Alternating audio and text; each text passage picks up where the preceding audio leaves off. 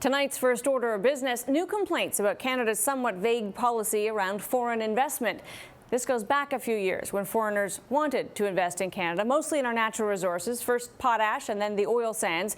Ottawa said it would use somewhat qualitative rules to decide whether government-backed investments would be allowed. The concern seemed to be China. Alberta says since then investments have dried up. We're wondering, though, whether that isn't more to do with how poorly previous ones have performed and, of course, a slumping price of oil. Welcome to The Exchange.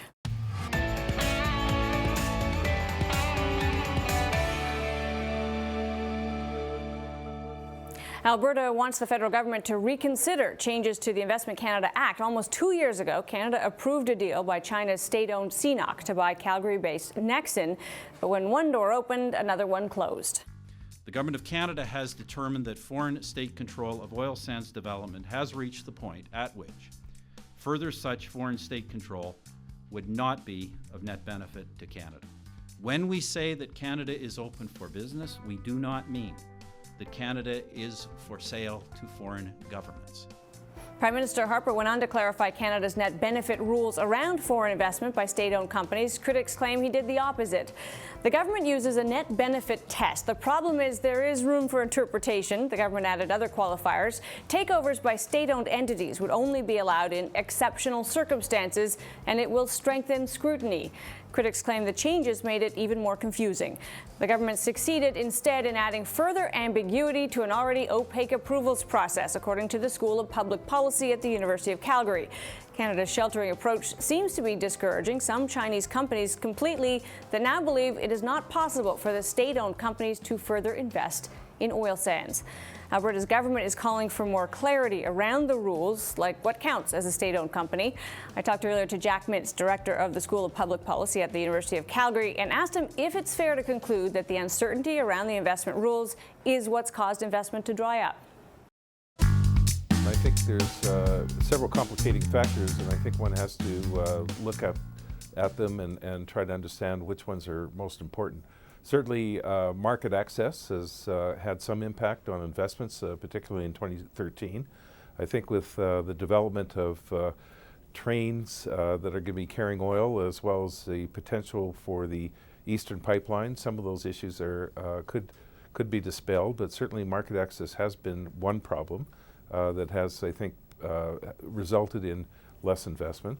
Also, the rising costs of oil sands has had an impact on a number of projects that have been either deferred or canceled, mainly because they've become less profitable. And the last effect, I think that's been important, is that some of the investments, such as those coming from China, had overpaid for assets, and the rates of return haven't been very good, and the Chinese now have learned that they got to be a little bit more careful in terms of how they're going to invest around the world when they buy various assets and trying to get a decent rate of return out of them. But if we flip this around and say oil prices are down, previous investments, as you say, maybe not have performed as well as some had hoped, we desperately need capital to invest fully and exploit our resources, especially in the oil sands. Given the price of oil, is this not the time to be even more welcoming than ever about foreign capital? Well, I think we should be welcoming for foreign capital. As you know, I didn't oppose at all the idea of Berkshire Hathaway buying Altalink. I think that was good for the industry and good for Canada. I know there were some people that were against that. As you know, I was not against BHP buying potash either. And so where I think I've had some concerns is state-owned enterprises coming into Canada and buying up industries in large amounts and resulting in the renationalization of businesses in Canada, no longer by Crown corporations in Canada, but by foreign state-owned enterprises. And so I think sometimes you have to take a little bit different attitude on depending on who's actually coming in and who we're talking about, because foreign direct investment just doesn't provide capital. It also provides management and technology, right. And that's really where the big benefits are. And that's why I think it's very important that we make sure that we are having access to world markets, but we have to protect the security, national security, and we also have to make sure that we're having an even playing field amongst acquirers when they're coming in, and that we're getting the best management, the best technology, and not just capital coming into this country. So let's just drill down into that a little bit, because you have made the distinction in the past, not just between foreign investment, but state-owned in particular. From an economic point of view, why is state-owned capital different? What makes it different and maybe less attractive as capital?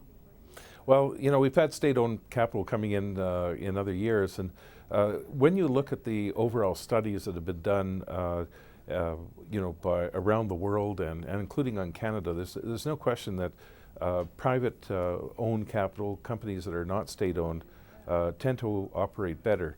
And the biggest problem in acquisition markets is that if you have some players that either are subsidized by their own governments or maybe also have tax breaks, like not even being taxed at all, they have a leg up in acquisition markets because they can often outbid taxable companies that might be more efficient and better managed as a result. So I think it's quite important that we make sure that we have an even playing field. Otherwise, state-owned enterprises can come in and outbid a lot of other potential buyers, and in fact that was happening back in 2013 and 2012. Is there kind of a sort of a diplomatic aspect to this where we don't want to be seen to be targeting specific governments? So we might say state-owned, but then decide that the Norwegian sovereign wealth fund is fine, but the Chinese government-backed companies are less fine. Do we get into kind of a quagmire there? Well, I think, first of all, the Norwegian sovereign wealth fund doesn't get into acquisition and control of companies. They're actually passive investors. But as we know, Statoil is a crown corporation. Actually, it's now a mixed enterprise in Norway that has bought up foreign assets abroad. I think in the past, you know, we've had British Petroleum that was once nationalized, now it's privatized. You know, we've had Total that was also nationalized but now privatized. But we've had, you know, instances of companies coming in that were nationalized, but they were a small portion of what we were talking about. I think what happened in the case of the oil sands, there was so much capital coming in from state-owned enterprises, offering premiums for businesses that were, frankly, way above what anyone would do in the private sector. You know, I think there was a real concern that that the industry would end up getting dominated by state-owned enterprises, and certainly the Prime Minister, when he made his announcement, that was really the issue that he was most concerned about. All right, Jack, we'll leave it there. We appreciate your time today. My pleasure.